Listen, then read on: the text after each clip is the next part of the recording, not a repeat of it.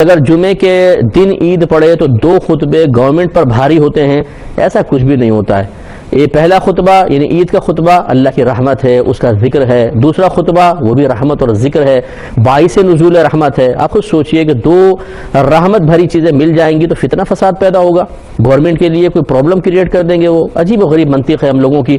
وہ معاذ اللہ کوئی بد کلام تو نہیں ہے کہ 2 کلام مل جائیں گے تو ایک دم دھماکہ ہوگا اور غلط قسم کے کوئی مفہوم نکل آئے گا یا منحوس اثرات اس کے مرتب ہوں گے۔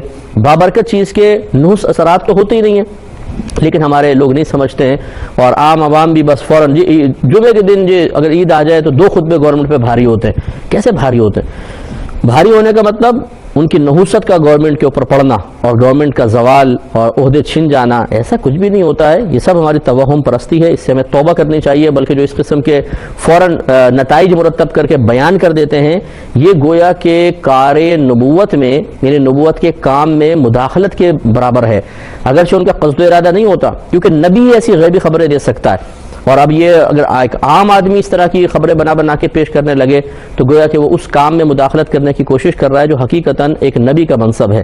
اب اگر اس کا ایک قصد و ارادہ معاذ اللہ خراب ہی ہوتا تو یہ تو کافر و مرتد ہو جاتا۔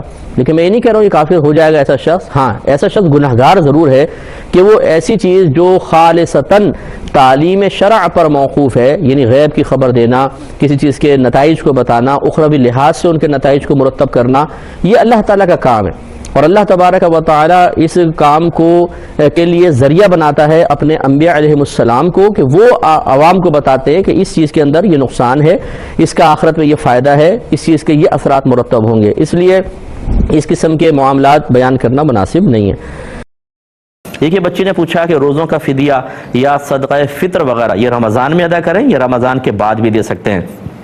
دیکھیں، فدیہ تو پوری زندگی وقت ہے۔ اگر کسی کے اوپر فدیہ لازم ہو جاتا ہے، جیسے کوئی بہت ہی بوڑھے ہیں، اب آئندہ زندگی میں روزے رکھ ہی نہیں سکتے، کوئی بہت بیمار ہے، آئندہ صحت کی امید نہیں ہے، تو وہ ایک صدقہ فطر کی مقدار 1 روزے کے بدلے میں صدقہ کر دیں، اس کو فدیہ کہتے ہیں۔ یہ رمضان میں بھی دے سکتے ہیں، رمضان کے بعد بھی دے سکتے ہیں۔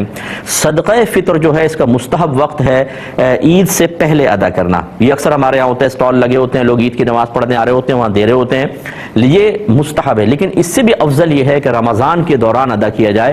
کئی صحابہ کرام رمضان کے دوران ادا کرتے تھے، اس کی وجہ یہ تھی تاکہ غریب تک مال پہنچے اور وہ عید کی تیاری کر سکے، لیکن اس کا وقت بھی پوری زندگی ہے۔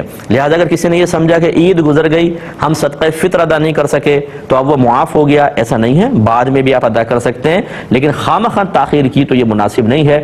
عذر کے سبب ہے تو پھر اللہ تعالیٰ معاف فرمانے والا ہے۔ کیا تھا کہ عید گاہ میں عید کی نماز پڑھنا افضل ہے یا مسجد میں پڑھنا افضل ہے؟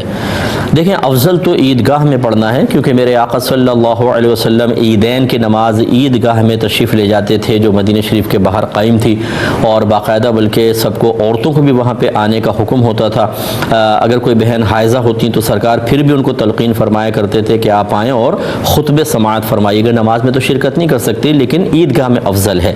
اور اب چونکہ رش بہت زیادہ ہوتا ہے عید گاہوں کے اندر، اگر سارے لوگ شہر کے جمع ہوں تو ہزاروں کا، لاکھوں کا اجتماع ہو سکتا ہے، اس لیے اگر مسجد میں بھی کوئی ادا کرتا ہے ان مجبوریوں کے بنا پر کہ وہاں رش زیادہ ہے یا جیسے آج کل وائرس کے مسائل چل رہے ہیں، تو ایسی صورت میں اس کو مسجد میں بھی انشاءاللہ مکمل ثواب حاصل ہوگا۔ کے مطابق نہیں، نہ عورت پہ جمعہ واجب ہوتا ہے نہ نماز عید، لیکن جمعے میں یہ ہے کہ عورتیں حاضر ہو جاتی ہیں، بہرحال تو جمعہ ہو جاتا ہے۔ عید کے دن کا حکم یہی، عورتیں عیدگاہ میں نہ آئیں کیونکہ رش انتہائی کثیر ہوتا ہے۔ وہ اپنے گھر میں مردوں کی جماعت کا انتظار کریں، جب ختم ہو جائے تو 2 رکعت چاشت یا اشراق کی پڑھ لیں، ان کے لیے یہی کافی ہے۔ یعنی پڑھے تو غلط ہے، نہ صرف یہ کہ پڑھنا ضروری نہیں بلکہ پڑھنا غلط ہے۔ عید کی نماز ہے ہی نہیں نا واجب، وہ پڑھیں گی بھی تو 2 رکعت نفل بنے گی، وہ واجب نہیں ادا ہوگا۔ اچھا۔